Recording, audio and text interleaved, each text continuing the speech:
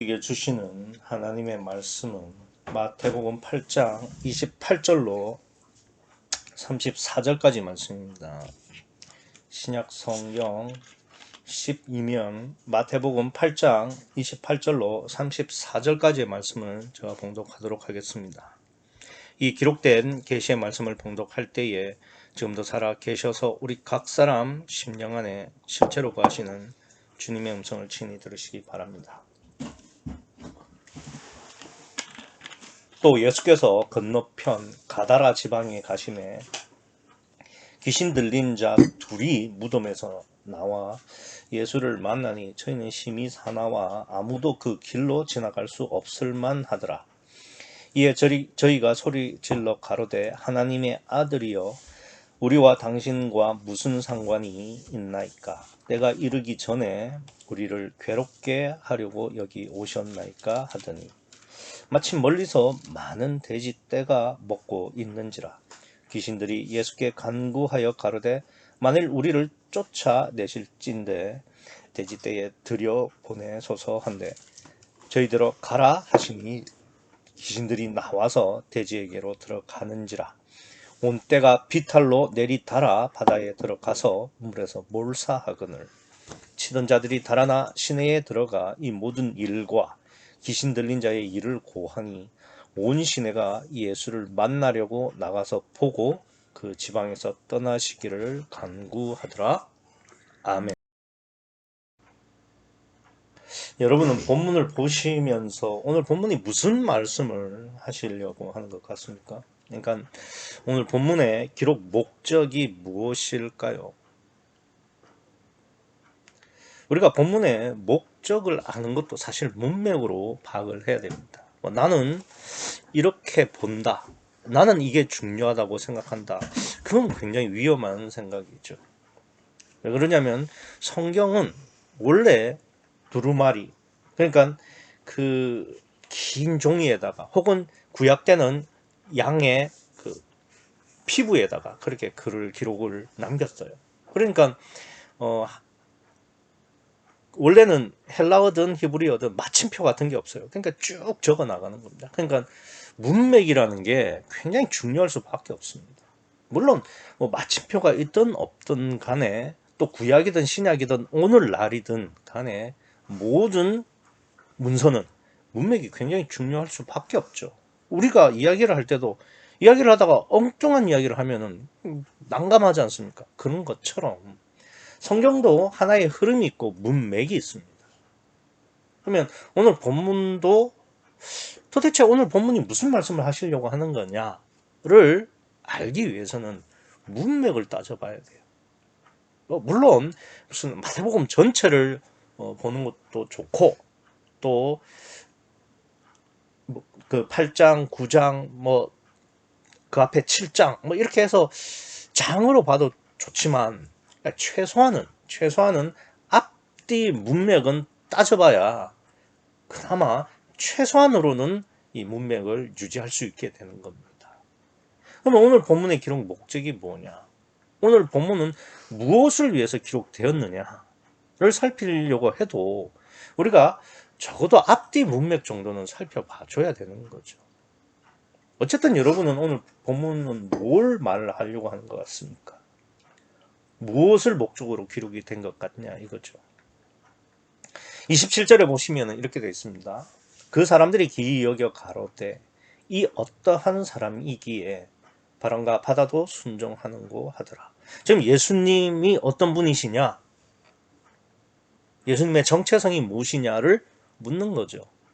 그리고 28절에 보시면 또로 시작하고 있습니다. 그러니까 또라는 게 이제 뭐 우리나라로 말하면 그리고와 같은 이야기죠.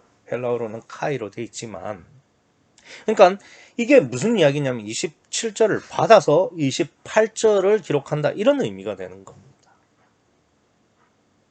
그리고 그 다음 장인 9장에 보면은 6절에 보시면 예수님께서 이렇게 말씀하십니다. 그러나 인자가 세상에서 죄를 사하는 권세가 있는 줄을 너희로 알게 하려고. 그러니까 예수님이 직접 예수님이 어떤 분이신지, 그러니까 예수님의 정체성을 지금 설명을 하고 있는 거죠. 27절에서 제자들이 예수님이 어떤 분이신지에 대한 정체성을 물었어요. 그리고 그 답이 또라면서 그리고로 오늘 본문을 연결하고 있습니다. 그리고 다음 장에서 예수님의 정체성을 예수님이 스스로 말씀을 하시죠. 그렇다면 오늘 본문은 도대체 무엇을 위해서 기록됐을까? 오늘 본문을 특별한 귀신의 이야기를 기록한 것이다. 혹은 귀신의 정체성, 그러니까 귀신의 특징을 우리에게 정립해 주려고 하는 것이다. 혹은 34절에 가다라, 본문에서는 가다라라고 되어 있지만 보통은 이제 그라사라고 표현을 하죠. 그라사 지방의 사람들의 불순종, 하나님 예수님과의 관계성의 분리, 이걸 이야기하는 것이다. 여러 가지 이야기를 할 수가 있죠. 그러나 문맥을 본다면 그 앞에 제자들이 물었습니다. 이 어떤 사람이기에 예수님의 정체성에 대해서 물었습니다. 그리고 28절에 또로 연결해서 오늘 본문을 기록한 다음에 다음 단락인 9장에서는 예수님이 스스로 예수님의 정체성을 말씀하고 계십니다. 그렇다면 오늘 본문도 예수님의 정체성에 대한 이야기로 기록해야 문맥상 맞게 되는 거죠. 여러분이 잘 아시는 것처럼 성경은 구약과 신약으로 구성이 되어 있습니다. 구약은 오실 메시아에 대한 약속인 것이고 신약은 오신 메시아에 대한 약속이 되는 거죠. 그렇기 때문에 신구약 전체는 예수님의 정체성, 예수님이 어떤 분이시냐에 대한 말씀을 하고 있는 것이고 특별히 사복음서는 예수님이 어떠한 분이시냐만 기록하고 있다는 사실 알고 계시지 않습니까? 그러니까 신구약을 통틀어 봐서도 또 사복음서를 봐서도 사실은 예수님이 어떤 분이시냐가 가장 중요하고 우리 오늘 본문 앞뒤를 살펴봐도 지금 본문은 예수님의 정체성이 어떠하냐에 대해서 기록을 하는 것이 문맥상 바른 흐름이다라는 것을 오늘 본문은 이야기를 해주고 있습니다. 제가 묵도 시간에 읽어드렸지만 요한복음 17장 3절에 영생은 유일하신 참 하나님과 그의 보내신 자 예수 그리스도를 아는 것이라고 말씀하실 정도로 예수님을 아는 것은 매우 중요하며 그건 중요를 넘어서서 구원과 같다고 성경은 이야기를 하고 있습니다. 따라서 오늘 본문을 통해서 예수님이 어떤 분이신지 예수님의 정체성을 아는 것은 중요하고도 시급하면서 동시에 구원의 조건이 된다는 사실을 잊지 마시기 바랍니다. 문맥 없이 나는 이렇게 본다, 나는 이렇게 해석한다는 앞서 말씀드린 것처럼 굉장히 위험합니다. 제가 금방 말씀드린 것처럼 오늘 본문 앞에서 제자들이 예수님의 정체성을 이제 고민하기 시작했고 또 오늘 본문에서 또로 카이로 연결시키면서 귀신 이야기를 하고 있고 그리고 다음 단락에서 예수님이 스스로 자신의 정체성을 밝히고 있다는 점에서 보시면 오늘 본문도 예수님의 정체성의 포인트를 맞추어서 보셔야 문맥적 흐름이다 이렇게 보실 수 있겠습니다. 그래서 오늘 본문은 귀신 들린 자를 통해서 귀신이 아니라 귀신 들린 자를 통해서 예수님의 정체성을 가장 정확하고 또 확실하게 보여주시는 귀한 본문이다 이렇게 말씀드릴 수 있습니다. 사실 귀신이라는 것은 예수님이 배를 타시기 전에 그러니까 16절에 보시면은 이렇게 되어 있죠. 저물며 사람들이 귀신 들린 자를 많이 데리고 예수께 오거늘. 여기서도 보시면 병자들이 많이 왔어요. 그 앞에 베드로 장모의 열병도 고쳐주셨고 그런데 이제 병자들도 많이 왔는데 귀신 들린 자를 앞세운 것은 사실은 예수님의 정체성을 지금부터 밝히겠다라는 것은 예비 단계가 되겠죠. 어쨌든 그런데 예수님께서 이 배를 타시기 전, 즉 호수 저편에서도 귀신을 많이 상대하셨습니다. 그런데 그때는 예수님의 정체성에 대해서는 말씀하시지 않고 있다가 이 배를 타고 호수를 건너온 뒤에 예수님의 정체성에 대해서 구체적으로 또 본격적으로 말씀하시는 이유가 뭘까요? 그것도 이유와 목적이 있겠죠. 본문의 귀신은, 그러니까 오늘 본문의 가다라 지방에 귀신 들린 자는 그 호수를 건너기 전, 배를 타기 전에 귀신과는 다른 귀신입니다. 어떻게 다른 거냐? 아주 강력하고 또 뭐 굉장히 사납다, 그래서 다르다는 게 아니고, 뭐 물론 그런 점도 있죠. 그런데 그보다도 더 본질적인 차이는 뭐냐? 27절입니다. 그 사람들이 기이 여겨 가로되 이 어떠한 사람이기에 바람과 바다도 순종하는고 하더라. 그러니까 그 전에 귀신을 쫓아낼 때는 제자들이 예수님에 대해서 궁금해하지 않았고 예수님의 정체성에 대해서 별로 의문을 가지지 않았어요. 그런데 배를 타고 오면서 예수님께서 바다를 꾸짖어서 잔잔하게 하시는 거예요. 그랬더니 제자들이 드디어 비로소 이 사람이 누구지? 이분이 누구지? 라는 정체성에 대한 의문과 고민이 시작되었다는 점에서 지금 본문의 귀신은 호수 저편의 귀신과는 전혀 다른 귀신입니다. 즉 오늘 본문의 귀신은 예수님이 어떠한 사람인지를 밝히기 위한 귀신이다. 귀신 들린 자다. 이렇게 보시면 되겠습니다. 물론 뭐 그전에도 그럼 궁금하지 않았을까? 야, 저 사람이 어떤 사람이 저렇게 귀신을 다 쫓아? 병도 다 고치고? 뭐 그랬을 수 있죠. 상식적으로는 그렇게 가능하죠. 그런데 성경이 그렇게 기록하지 않는 한 우리는 그냥 그거는 우리의 추측일 뿐이에요. 성경이 기록했던 그 시점이 기준이 되는 겁니다. 그러니까 그전에 제자들이 궁금했던 안 했던 건 상관없어요. 의미도 없고요. 오늘 본문에서 27절에서 제자들이 예수님에 대해서 궁금해하기 시작했고 정체성에 대해서 의문을 가지기 시작한 겁니다. 그 정체성에 대한 답이 오늘 본문이라는 거죠. 물론 다음 단락에서도 예수님께서 말씀을 하실 거고요. 그래서 지금 예수님이 어떠한 분이시냐, 어떠한 정체성을 가지고 있느냐를 이 본문의 귀신 들린 자와 비교해서 설명하시려고 하는 목적이 오늘 본문의 의도다. 이 점을 잊지 마시기 바랍니다. 그래서 오늘 본문을 보시면 이 귀신 들린 자들 둘이지 않습니까? 자 둘이 이렇게 등장을 하게 되는데 이 귀신 들린 자 둘도 초월적 능력을 가지고 있습니다. 28절 끝에 보시면 이렇게 돼 있죠. 저희는 심히 사나와 아무도 그 길로 지나갈 수 없을 만하더라. 그러니까 여기서 아무도라는 말이 굉장히 중요하죠. 그러니까 뭐 좀 사납다라고 하면은 뭐 좀 그런가 보다 이렇게 조금 뭐 귀신 들려서 좀 특이한가 보다 이렇게 생각할 수 있는데 아무도라는 말은 그러니까 모든 사람보다 능력이 탁월해서 뛰어나서 초월적이어서 라는 이야기가 되는 겁니다.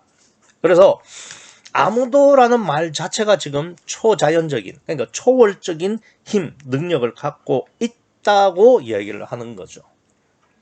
오늘 본문 마태복음에서는 뭐 간략하게 이렇게 기록을 했지만 같은 사건을 기록하고 있는 마가복음 5장이나 또 마가복음 5장이나 누가복음 8장에서는 어떻게 이야기를 하고 있냐면은 쇠사슬과 고랑을 채워놨는데 그 쇠사슬을 끊고 고랑을 깨뜨렸다고 이야기를 하고 있습니다. 뭐 아시는 것처럼 쇠사슬이라는 것은 쇠입니다. 쇠.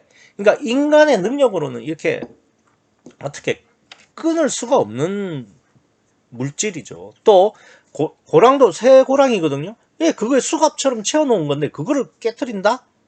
수갑이야 뭐 이렇게 할 수 있다지만 고랑은 엄청 두껍고 단단해서 그걸 깨뜨렸다는 건 그거는 인간이 아니라는 이야기입니다. 그래서 쇠사슬로도 고랑으로도 제어할 수 없으니까 사람도 제어할 수 없다. 뭐 초월적 능력의 존재다. 이런 이야기를 하고 싶은 거죠, 성경은. 그러니까 그런 이 귀신 들린 자의 초월적 능력이 누구의 능력이다? 그러니까 예수님의 능력이다라는 겁니다. 왜 그러냐? 그 앞에 보세요. 26절에 예수께서 이르시되 어찌하여 무서워하느냐 믿음이 적은 자들아 하시고 곧 일어나사 바람과 바다를 꾸짖으신데 아주 잔잔하게 됐다. 이게 초월적 능력이죠. 아니 뭐 어떤 사람이 바다랑 바람을 뭐 꾸짖으면 바람과 바다가 잔잔해집니까? 엄청난 초월적 능력이죠. 그러니까 그런 것처럼 오늘 본문에 귀신 들린 자들도 아주 초월적 능력을 가지고 있다. 그러니까 예수님과 이 귀신 들린 자들은 초월적 능력자다. 즉 인간을 넘어선 존재다. 그러니까 인간과는 전혀 다른 존재다. 라는 것을 지금 오늘 본문에서 이야기를 하시려고 하는 겁니다. 그러니까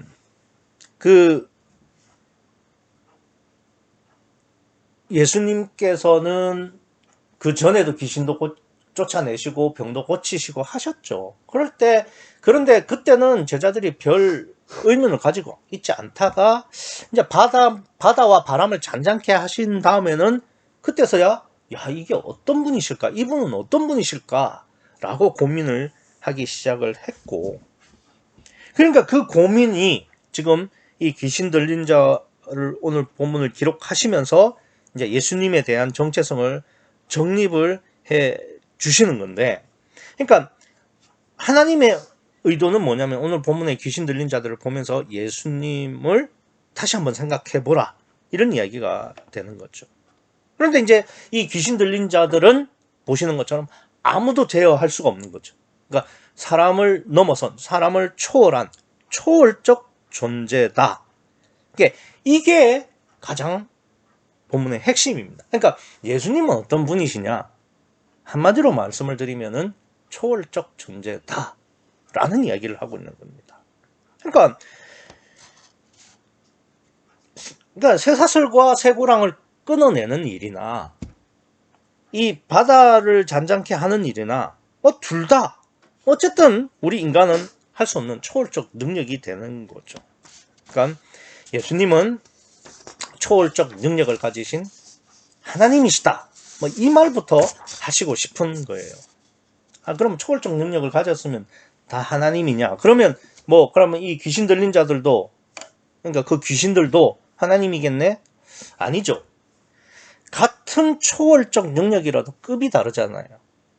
지금 능력의 차이가 있지 않아요? 그러니까 쇠사슬과 쇠고랑을 끊고 깨뜨리는 것하고 지금 바다와 바람을 잔잔케 하는 것하고는 같은 초월적 능력이라도 급이 다르죠. 안 그렇습니까?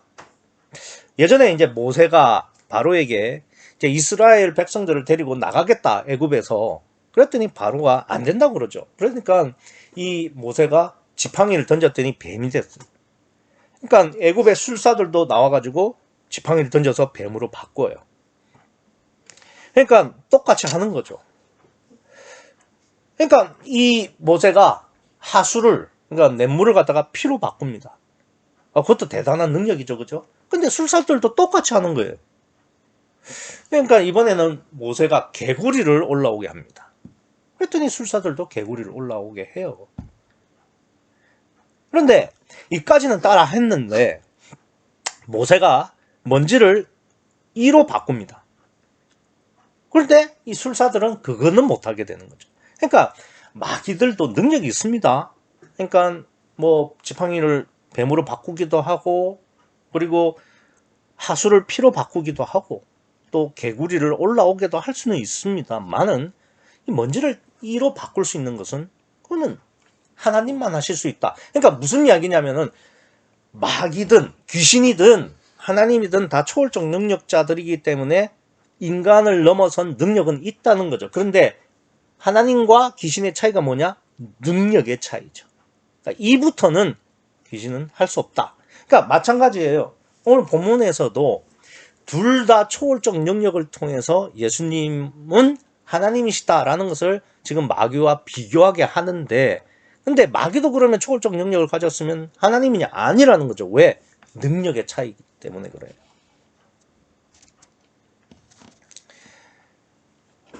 그런데 이 귀신 들린 자가 아무 때나 능력을 발휘하는 건 아니에요. 왜 그러냐? 28절 끝에 보시면 이렇게 돼 있죠. 저희는 심히 사나와 아무도 그 길로 지나갈 수 없을 만하더라. 그러니까 막 이 사람은 그 어떤 사람도 제어할 수 없는 사람들 둘이다 이거죠. 그런데 본문에 기록되어 있지 않지만 마가복음이나 누가복음에는 이렇게 쇠사슬이랑 고랑을 채워놨다고 해요. 언제 채웠겠어요? 아니 아무도 제어할 수가 없는데 채우려고 하면은 걔네들이 그 채우려고 하는 사람 다 죽이지.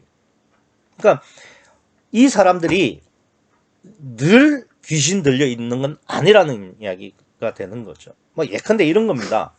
어떤 사람이 그 간질병에 걸려 있어요. 그러면 간질병에 걸려 있는 사람은 늘 간질병으로 발작하는 거 아니에요. 어쩌다가 간질병이 도지면 막 발작을 하게 되죠. 그런 것처럼 이 사람도 평소에 귀신 들리지 않았을 때는 이게 정상이에요. 오히려 더 모범이죠. 말짱합니다. 그럴 때는 설득을 시켜서 야 네가 또 어떻게 될지 모르니까 쇠사슬과 고랑을 채워놓자. 그 사람도 뭐 싫든 좋든 해야 되는 거죠. 그럴 때도 있다는 거죠. 그런데 그렇게 하다가 또 귀신 들려서 이게 으악 되면은 막 난리가 나는 거죠. 쇠사슬 채워놔도 우두둑 끊고 고랑도 깨트리고 그래 버리는 거죠. 예전에 저도 한번 경험이 있는데 여자 처녀가 귀신이 들렸어요. 귀신이 들렸는데 그 처녀가 평소에는 되게 얌전하고 또 굉장히 내성적인 처녀입니다. 그런데 한번 귀신이 들리면 어떻게 되느냐?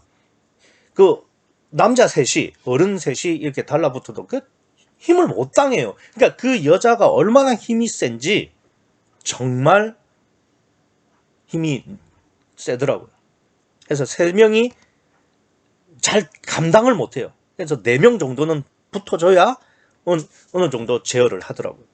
그런 것처럼 이 사람도 평소에는 그러니까 귀신이 들리지 않았을 때는 말짱하고 오히려 모범이다가 귀신이 들리면 이렇게 되는 겁니다. 그래서 막 무덤 속에 있고 막 이렇게 되는 거죠.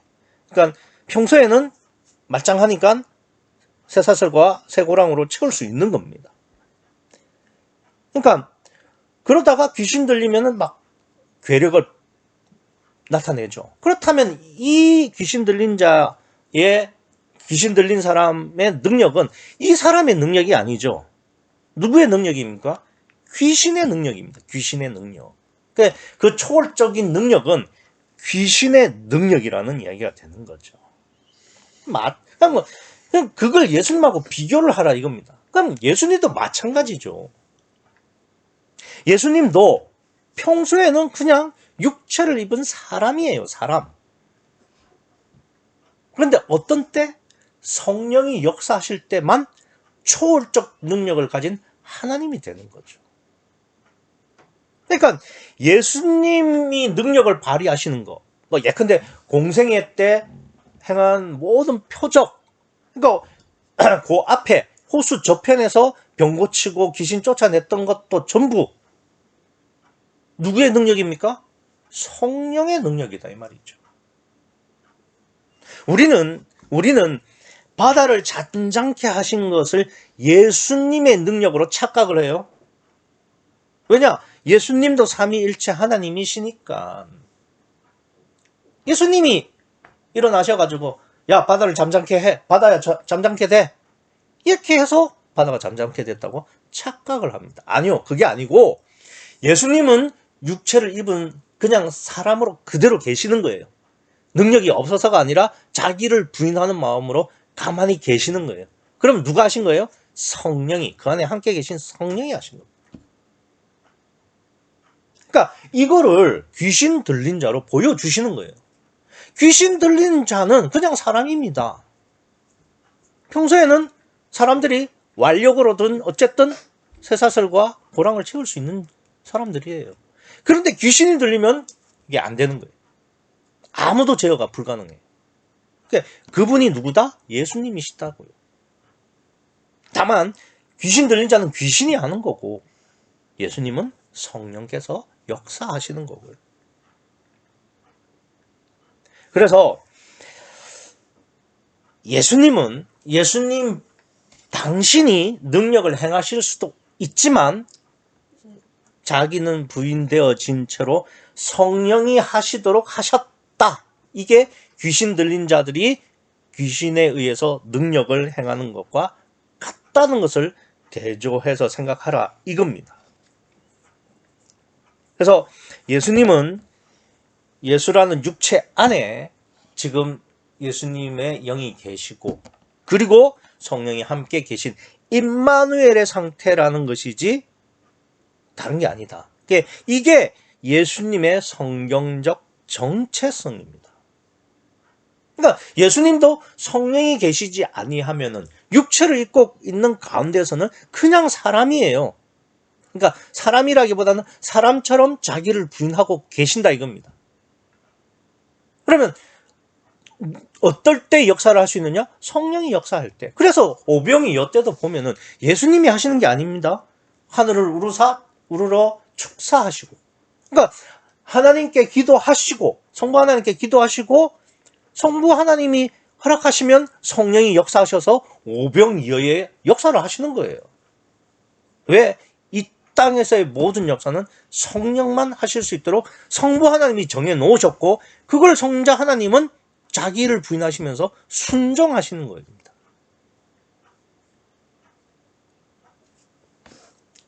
그것 때문에 오늘 본문을 기록하시는 거예요.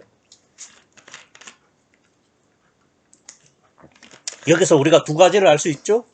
하나는 예수님은 능력이 있으심에도 불구하고 자기를 부인하신다.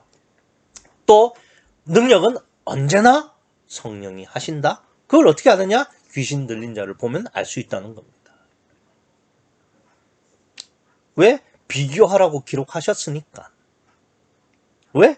제자들이 이 사람이 이 어떤 사람이기에 라고 궁금해해서 답을 주시는 거니까.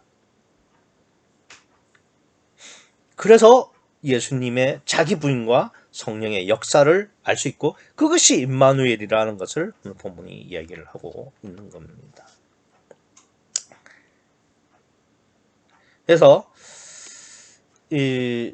예수님은 임마누엘 상태로 계신다라는 것을 오늘 본문에서 분명하게 기록을 하고 있는데요. 뭐 조금 다른 이야기이지만은 이 점은 조금 생각해 보겠습니다. 여기 보시면은 마태복음에서는 귀신 들린 자 둘이 무덤에 있다라고 되어 있지만 누가복음에서는 귀신 들린 자 한 사람이 무덤에 있는 걸로 나옵니다. 왜 마태복음은 둘이고 마가복음에는 한 명으로 나옵니다.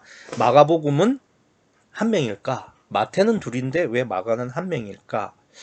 요 부분이 굉장히 중요한데 뭐 그렇기 때문에 사람들은 마태와 마가가 이렇게 같은 사건인데도 다르게 기록하는 걸 보면은 그러니까 성경은 하나님이 한 분 하나님이 기록한 게 아니라 사람에 따라 자기가 본 대로 자기가 느낀 대로 자기가 강조하는 대로 기록한 사람이 기록이 아니냐 뭐 이렇게 생각하는 사람이 많은데 그게 아니라 그러니까 마태복음과 마가복음의 관점의 차이입니다. 그러니까 어디에다가 강조점을 두느냐의 차이다 이렇게 볼 수 있겠죠. 그러니까 앞서 말씀을 드린 것처럼 예수님은 예수라는 육체 안에 예수님의 영과 그리고 성령이 함께 계시는 임마누엘 상태라고 정립을 해드렸습니다. 그리고 또 앞으로 나도 어떻게 해야 되느냐? 나라는 육체 안에 내 심령이 있고 성령이 함께 계시는 그런 임마누엘로 가야 구원이다 라는 것을 말씀하시는 거죠. 그래서 요한복음 17장 3절에 영생은 유일하신 참 하나님과 그의 보내신 자 예수 그리스도를 아는 거다 라고 말씀을 하시는 거예요. 정리하면은 예수님은 초월적 능력을 가진 그러니까 마가복음에서는 두 영이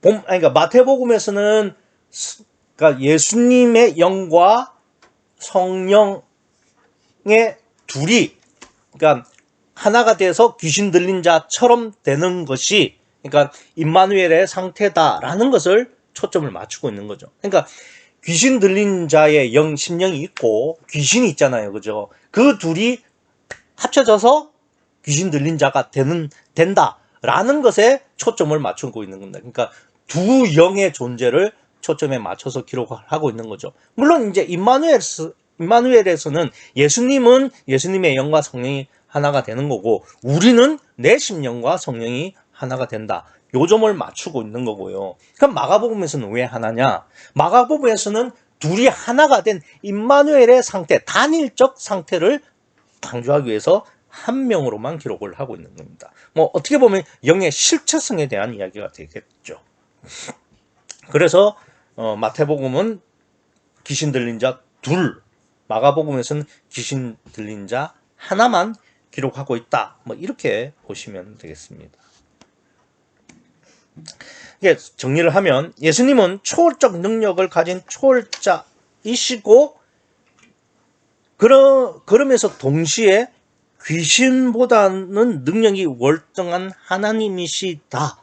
요것부터 일단 전제를 둔 다음에 그런데 이 초월적 능력이라는 것이 예수님 당신의 능력이 아니라 귀신 들린 자가 귀신이 나갔다가 들어왔다가에 따라서 능력의 차이가 있듯이 예수님도 예수님 당신의 능력이 아니라 성령이 역사하실 때는 바다를 잔잔케 하시고 아닐 때는 보통 사람과 같고 그러기를 순종해서 자기를 부인하시고 이런 이야기가 되는 거죠.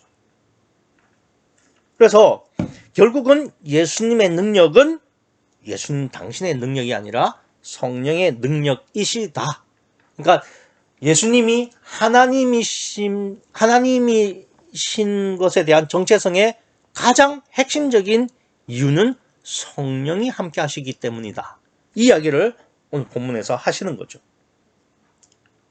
그러면 성령은 어떻게 예수님과 함께 하실 수 있느냐? 그 점이 중요한 거죠. 그러니까 성령은 왜 예수님과 함께 했을까? 그걸 대지때로 지금 설명을 하시는데, 그러니까 이 구약에서도 성령이 함께 하셨죠. 예수님 이전에도 사람들과 함께 하셨죠. 그런데 달라졌습니다. 어떻게 달라졌느냐? 31절과 32절을 보시겠습니다. 귀신들이 예수께 간구하여 가로되 만일 우리를 쫓아내실진대 돼지 떼에 들여 보내소서 한데 저희들어 가라 하시니 귀신들이 나와서 돼지에게로 들어가는지라 온 떼가 비털로 내리달아 바다에 들어가서 물에서 몰사하거늘. 그러니까 지금 성령이 예수님과 함께 해서 바다를 잠잠케 했습니다. 그러니까 그거는 귀신 들린 자 안에 들어가서 쇠사슬을 끊고 사나워서 아무도 제어할 수 없게 하는 것과 같은 이치다. 같은 메커니즘이다. 이렇게 말씀을 드렸어요. 근데 그 차이는 능력의 차이다.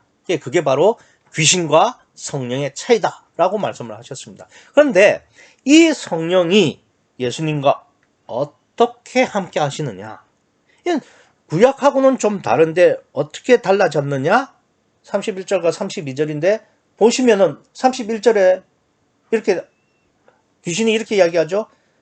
만일 우리가 내실 것 같으면은 돼지 떼에 들여보내소서. 그러니까 자기들이 귀신 들린 자에게 어떻게 함께 존재하냐면 귀신 들린 자 안에 들어가서 있겠다는 겁니다. 왜 그러냐면 여기 보시면 돼지 떼에 들여보내소서라고 이야기를 하고 있죠. 그랬더니 예수님께서 32절에서 가라 하셨습니다. 그랬더니 그 가라 하신 것의 의미가 뭐냐면은 귀신들이 나와서 그러니까 그 귀신 들린 자에게서 나와서 돼지에게로 들어갔다는 거죠. 그러니까 구약의 성령이 함께 하신과 예수님이 오신 다음에, 예수님의 정체성을 설명하신 다음에 성령이 함께 하시는 것은 어떻게 함께 하시는 거냐? 그러니까 예수님과 성령이 함께 하시는 것은 어떻게 함께 하시는 거냐? 그냥 구약처럼 몸 밖에서 함께 하시는 게 아니라 나오고 들어가는 것처럼 이제는 성령이 그 육체 안에 들어가는 거예요. 이게 달라진 겁니다. 그러니까 구약에서도 성령이 함께 하시죠. 그런데 어떻게 함께 하시느냐? 그 사람 속에 들어가지는 않아요. 그런데 신약 때, 그러니까 예수님 기준으로, 예수님 정체성으로 따지면은 신약에서는 성령이 어떻게 함께 하시느냐 하면은 귀신 들린 자처럼 나왔다가 들어가는 거예요. 이게 달라진 겁니다. 그러니까 이걸 보여주시려고 일부러 귀신 들린 자를 찾아가시는 거예요. 일부러 갔는지를 어떻게 아느냐? 여기 보시면은 29절에 이에 저희가 소리 질러 가로되 하나님의 아들이여 우리와 당신과 무슨 상관이 있나이까? 때가 이르기 전에. 원래는 지금 예수님이 가실 때가 아니에요. 아닌데 예수님이 예외적 상황으로, 어쩌면 모순적으로 지금 이 귀신 들린 자를 찾아가신 겁니다. 원래 찾아가시는 때가 아닙니다. 그러니까 일부러 가신 이유는 예수님이 이 귀신 들린 자를 통해서 예수님 당신의 정체성을 깨닫게 해주시려고 하는 거고, 그 깨닫게 해주시는 데는 예수님 초월적 존재인이시고 하나님이시고, 그죠? 그리고 그 하나님이신 이유는 성령에 있고, 그래 성령이 이 땅에서 항상 역사를 하시기 때문에 성령의 능력으로 바다를 잠잠케 하셨다는 거고, 근데 그 성령이 어떻게 함께 하시느냐? 금방 말씀을 드린 것처럼 속에 계신다는 겁니다. 그 안에. 그래서 귀신 들린 자도 귀신 들린 자 안에 귀신이 들어갔을 때는 초월적 능력을, 쇠사슬도 끊고 쇠고랑도 깨뜨리는 그런 초월적 능력을 드러내는 거죠. 마찬가지로 예수님도 성령이 그 속에 계시면서 그 성령이 역사하실 때 바다를 잠잠케 하실 수 있다는 것을 이 귀신 들린 자와 비교해서 예수님의 정체성을 설명해 가시는 겁니다. 그래서 그걸 다시 모를 수 있으니까 사실 모르죠. 그러니까 돼지떼에 들어가게 하심으로써 이 치던 자들도 볼 수 있고 제자들도 보게 되고 우리도 알 수 있는 거죠.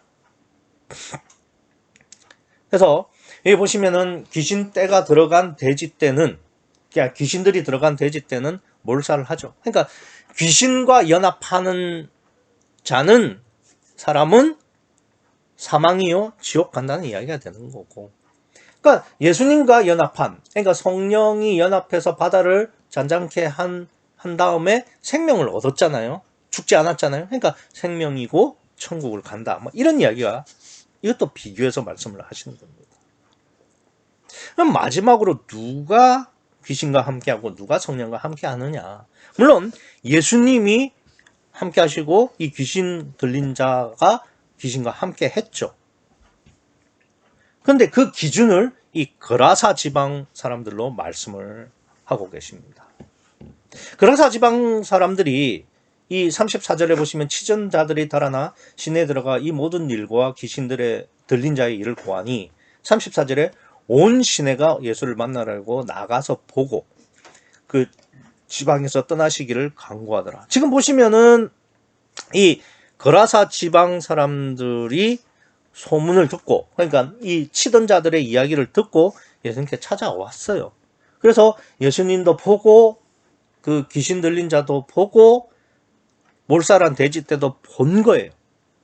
보고 나서는 예상외로 예수님께 떠나시기를 간청을 합니다. 그 앞단락에 보시면은 서기관이 어디든 쫓겠다고 했을 때 예수님이 쫓지 말라, 넌 가라, 그 말씀하신 적은 있어도 사람들이 예수님을 떠나시기를 간청하는 것은 아마 거의 유일하지 않을까 싶습니다. 어쨌든 지금 이 거라사 지방 사람들이 예수님을 떠나기를 간청하는 거예요. 간청. 그러니까 왜 이렇게 그러니까 그 서기관을 통해서도 볼 수 있었듯이 하나님과 예수님과 분리되는 것은 지옥 간다는 의미가 되는 건데, 그래서 그 지옥을 간다는 이야기가 되는 건데, 왜 이 그라사 사람들은 예수님을 떠나시기를 간청하면서 스스로 지옥을 가려고 하는 걸까? 뭐 그 사람들이 알든 모르든 의미적으로는, 지금 성경적 의미적으로는 예수님과 분리된다는 것은 지옥 간다는 말 아닙니까? 왜 그러는 걸까? 34절을 보시면 이렇게 돼 있죠. 온 시내가 예수를 만나려고 나가서 보고, 그러니까 보는 게 전부인 사람들이었다는 거죠. 앞서 말씀을 드린 것처럼 예수도 보고 귀신 들린 사람도 보고 몰살당한 돼지 때도 본 거예요. 그런데 이 사람들이 지금 귀신 들린 자 둘도 자기들에게 막대한 피해를 끼쳤기 때문에 쇠사슬로 채우고 고랑으로 또 채운 거죠. 그런데도 그 무덤 속에 있어서 망정이지, 안 그랬으면은 엄청 피해를 줬을 텐데, 어쨌든 간에 마을에 있을 때는 피해를 주다가 어쨌든 무덤으로 가는 거죠.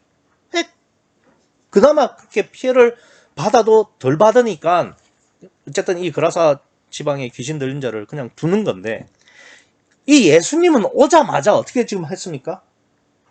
돼지떼를 몰살시킨 거예요. 자신들의 재산을 엄청 피해를 준 거죠.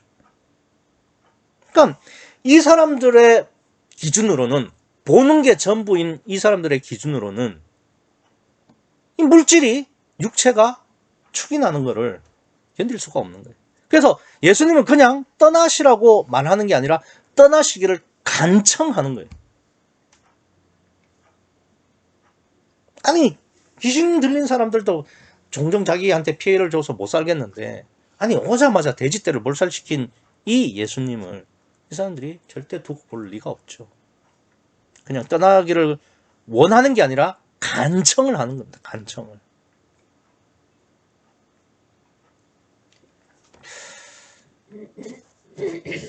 저는 그라사 지방 사람들을 보면서 많은 사람들이 비난도 하고 또 비판도 합니다.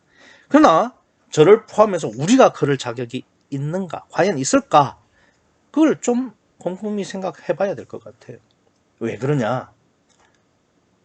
나도 예수님을 믿는다고 하면서, 하나님을 믿는다고 하면서도 나한테 당장 손해가 생기면, 물질적으로 육체적으로 고난받으면 금방 원망하지 않느냐 이거예요.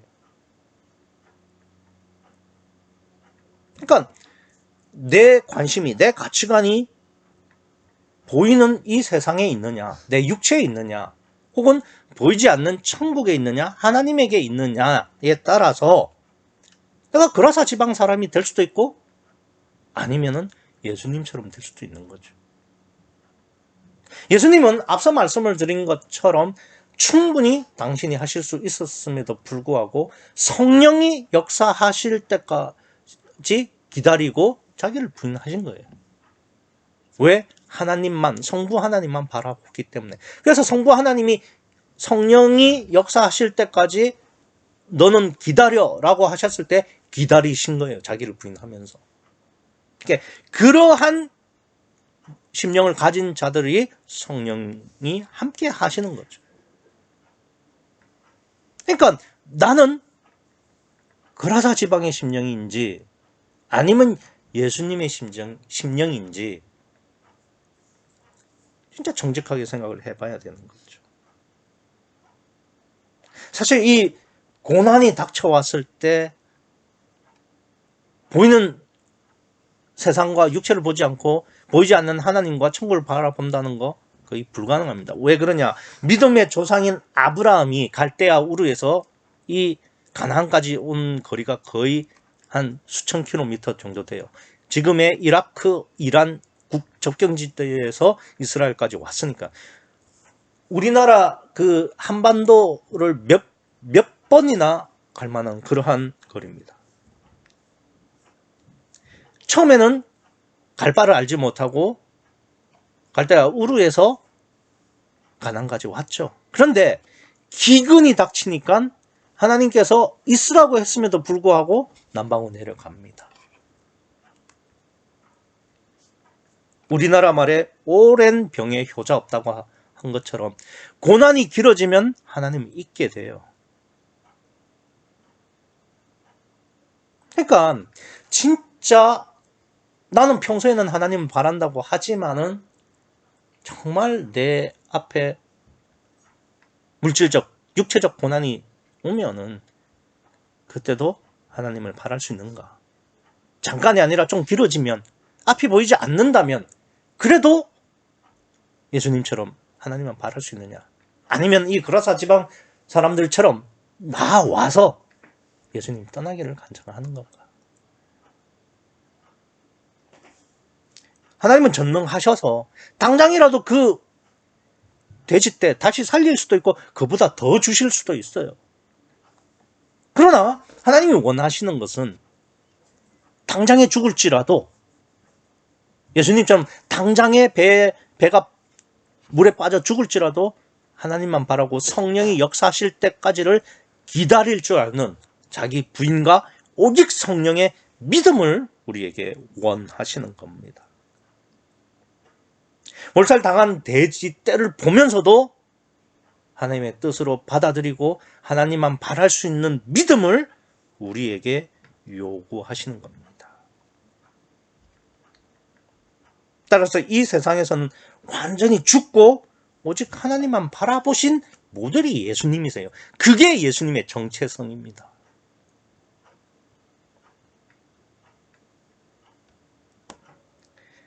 예수님은 단순히 성령이 예수라는 육체 안에 함께 계신 임마누엘 하신 분이 아니에요. 육체로는 온전히 죽고 오직 성령으로 임마누엘 되신 분이십니다. 그게 예수님의 정체성입니다.